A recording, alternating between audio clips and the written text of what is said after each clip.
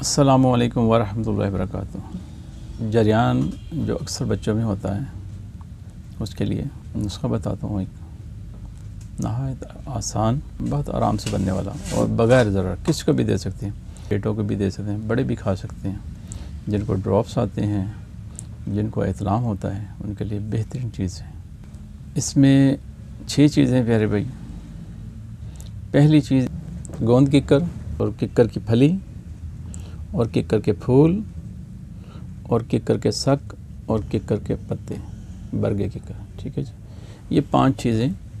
और 6वीं चीज़ है ज़ाफ़रान। ये आपने 1-1 तोला और 4 तोले आपने इसमें गोंद किक्कर डालना है और इसको पीस लेना है।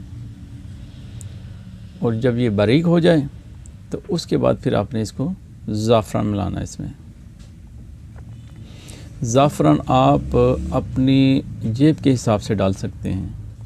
ज़्यादा डालेंगे ज़्यादा बेहतर काम करेगा, ठीक है। वैसे इसमें जो ज़ाफ़रान है वो कम से कम 1 तोला होना चाहिए। इससे ज़्यादा या कम भी डाल सकते हैं। अगर ना भी डालें तो फिर भी फ़ायदा होता है, लेकिन जिसको अल्लाह ताला तौफ़ीक़ दी है वो लाज़म इसमें ज़ाफ़रान डालें। तो ये सादा भी आप बना सकते हैं 5 चीज़ों का। अगर आप इसमें ज़ाफ़रान मिलाना चाहते हैं तो फिर इसमें अपने ज़ाफ़रान में थोड़ा सा पानी मिलाना है और थोड़ी देर के रख देना है। ये मेल्ट हो जाएगा इसमें। उसके बाद फिर उसी सफ़ूफ़ में इसको हाथ से मिला लें तो इंशाल्लाह हल हो जाएगा। तो इसको अपने दूध के साथ चाय वाला छोटा चम्मच, एक सुबह, दोपहर, शाम, जिनको ज़्यादा ड्रॉप्स आते हैं वो इसको 6 बार भी कर सकते हैं। यानी कि सुबह सहरी में खा लें, फिर दोपहर में, फिर शाम में, फिर रात को सोते वक्त ले लें। तो जैसे जैसे प्रॉब्लम कम होती जाए इसको कम करते जाएं। फिर 3 टाइम कर दें, फिर 2 टाइम कर दें, फिर 1 टाइम कर दें। फिर अल्लाह के फजल व करम से अल्लाह की बारगाह में शुक्राने के नफ़ल अदा करें कि अल्लाह ने शिफ़ा दी है, क्योंकि शिफ़ा मिन जानिब खुदा है। तो शिफ़ा हमारे हाथों में नहीं है, अल्लाह की बारगाह से आती है। तो दुआ है कि अल्लाह ताला सबको शिफ़ा अता फ़रमाए।